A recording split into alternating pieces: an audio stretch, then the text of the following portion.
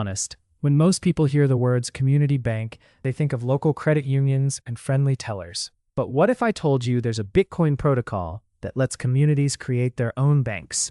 Banks that can't steal your money, can't freeze your account, and don't even know who you're paying. That's Fedimint, and it might be the most interesting thing happening in Bitcoin right now. Let me walk you through 10 things you need to know. The uncomfortable truth about Bitcoin. Self-custody is the gold standard, but it's hard. You need to secure a seed phrase. You need to manage UTXOs. You need to think about fee rates and privacy. For most people, that's too much, so they default to exchanges, giving up custody entirely. Fedimint offers a third path, community custody. A group of trusted community members, guardians, collectively hold the Bitcoin. No single guardian can steal. No single guardian can censor. And you can withdraw your funds at any time, even if the guardians disappear. Architecture is beautifully simple. A federation is a group of guardians, typically 3 to 5 people, each running a server. They collectively hold Bitcoin in a multi-signature wallet. When you deposit Bitcoin into the federation, you receive ecash tokens in return. These are digital IOUs,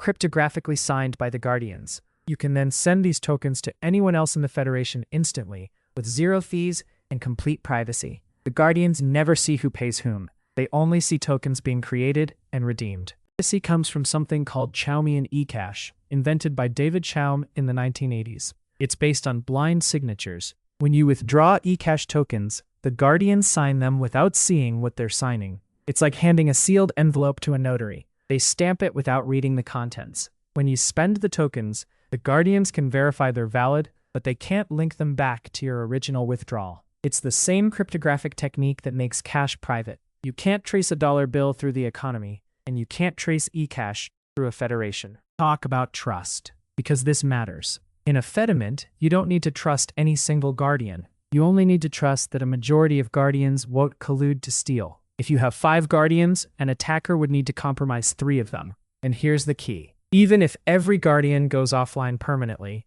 you can still recover your Bitcoin. The Federation periodically broadcasts checkpoint transactions to the blockchain. Your funds are always recoverable on the base layer. That's the Bitcoin safety net. Fediments aren't isolated islands. They connect to Lightning. A federation can run a Lightning gateway, a node that bridges ecash tokens to the Lightning network. This means you can send ecash to someone in the federation, and they can route it out to the Lightning network to pay any Lightning invoice, or receive Lightning payments into the federation. The gateway operator is just another federation guardian. No special privileges. It's ecash inside the community, Lightning outside. Best of both worlds. How do you choose? Lightning is peer-to-peer. You control your keys, but you need channel management and inbound liquidity. Custodial services are easy, but you give up all control. Fedimint sits in the middle. You're trusting a group of guardians instead of a single company. Payments are instant and free within the federation. Privacy is built in,